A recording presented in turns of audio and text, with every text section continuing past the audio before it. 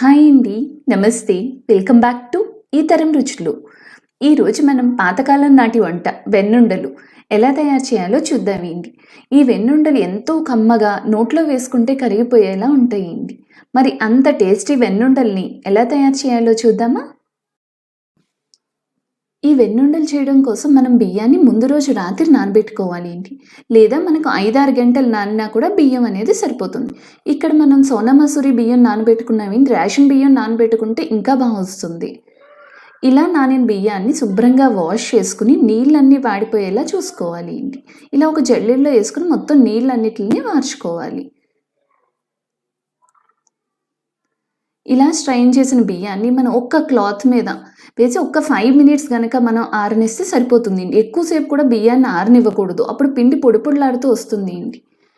మరీ అంత పొడి పొడిలాడకుండా ఉండడానికి మనం ఒక్క 5 మినిట్స్ ఆరబెట్టిన బియ్యాన్ని మనం మిక్సీ జార్లో వేసి గ్రైండ్ చేసుకోవాలి. మెత్తని పొడిలా గ్రైండ్ చేసుకోవాలి.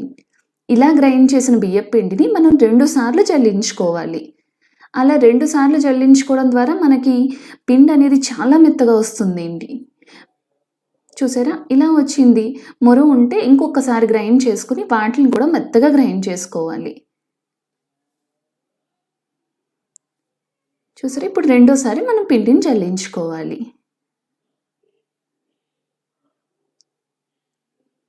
ఇలా మనకి 2 సార్లు జల్లించుకున్నాక ఆ పిండిని ఇలా దగ్గరగా పెట్టుకోవాలి అండి నొక్కి పెట్టి. అప్పుడు మనకి పిండిలో ఉన్న తేమ అలాగే ఉంటుంది. అందులోకి చిటికెడు ఉప్పు, అలాగే 3 టేబుల్ స్పూన్ల వెన్నపూస. మనకి పేరులోనే ఉంది కదా వెన్నుండలని. అలా 3-4 స్పూన్లు వెన్నపూస వరకు వేయొచ్చు.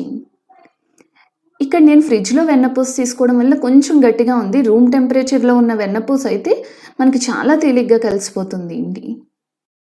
ఈ వెన్నపూస అంతా కూడా అందులో కలిసేలా నొక్కి పెట్టి కలుపుకోవాలి. మనకి ఇక్కడ వెన్నపూస అనేది మరీ ఎక్కువ వేసుకున్నా కూడా మనకి నూనెలో వేగించేటప్పుడు అవి చిట్లిపోతాయి. అలా అని తక్కువైనా అవి గట్టిగా వస్తాయి. అందుకని మనకి 4 టేబుల్ స్పూన్ల బటర్ అనేది ఈ అర కేజీ పిండికి సరిపోతుంది. ఈ విధంగా నొక్కిపెట్టి కలుపుకున్నాక అందులో మనకు కొంచెం అవసరమైతే కొంచెం పాలు కానీ పెరుగు కానీ పోసుకుని పిండంతా నొక్కిపెట్టి కలుపుకోవాలి. నేను ఇక్కడ కొంచెం పెరుగు వేసి నొక్కిపెట్టి కలుపుకుంటున్నా పిండి మొత్తాన్ని.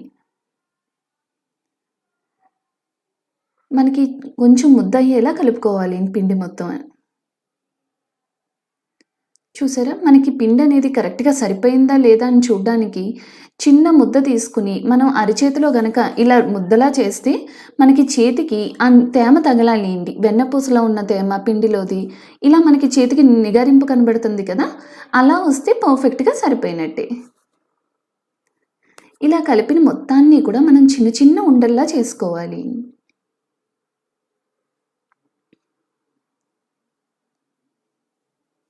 చూసారా? ఈ మొత్తాన్ని చిన్న కాడల్లా చేసుకుని మనం చిన్న చిన్న ఉండల్లా చేసుకోవాలి. ఇదంతా కూడా కొంచెం ఓపికగా ఈ ఉండలు చేసే చోటే మనకి టైం అనేది పడుతుంది అండి. ఈ విధంగా మొత్తం అంతటినీ కూడా వెన్నుండలు రెడీ చేసుకోవాలి. ఇప్పుడు స్టవ్ మీద ఆయిల్ పెట్టి ఆయిల్ వేడవగానే మనం మీడియం ఫ్లేమ్‌లోనే ఆయిల్‌ని వేడి చేసుకోవాలి. ఇలా ఆయిల్ వేడవగానే మనం రెడీ చేసుకున్న వెన్నుండల్ని వేసి వేగనివ్వాలి.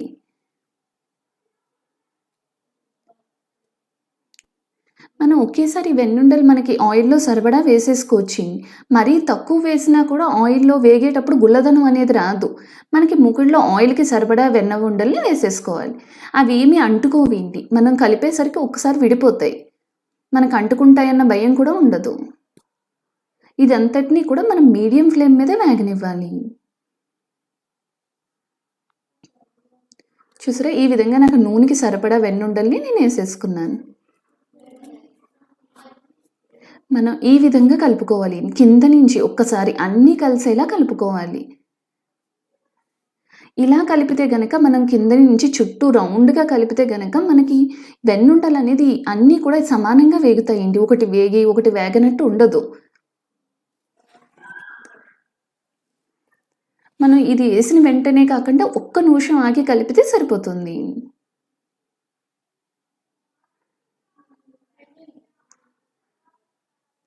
మనకి ఇదంతా కూడా మీడియం ఫ్లేమ్‌లో గోల్డెన్ కలర్ వచ్చే వరకు వేగనివ్వాలి.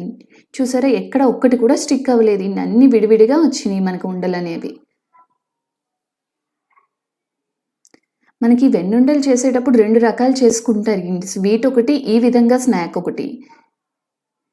నేను స్వీట్ రెసిపీ మీకు ఇంకొకసారి ఖచ్చితంగా చూపెడతానండి. చూసారా? మనకి ఈ విధంగా గోల్డెన్ కలర్ వచ్చే వరకు ఈ వెన్నుండలను వేగనివ్వాలి.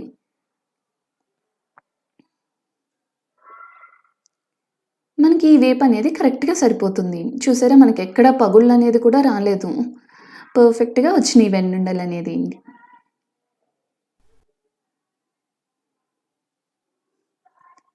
ఇలాగే మనం రెడీ చేసుకున్న మిగతా వెన్నుండల్ని మొత్తం కూడా వేసి వేగనివ్వాలి.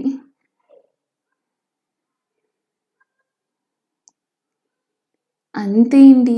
ఎంతో సులువు కదా ఈ వెన్నుండలు చేసుకోవడం.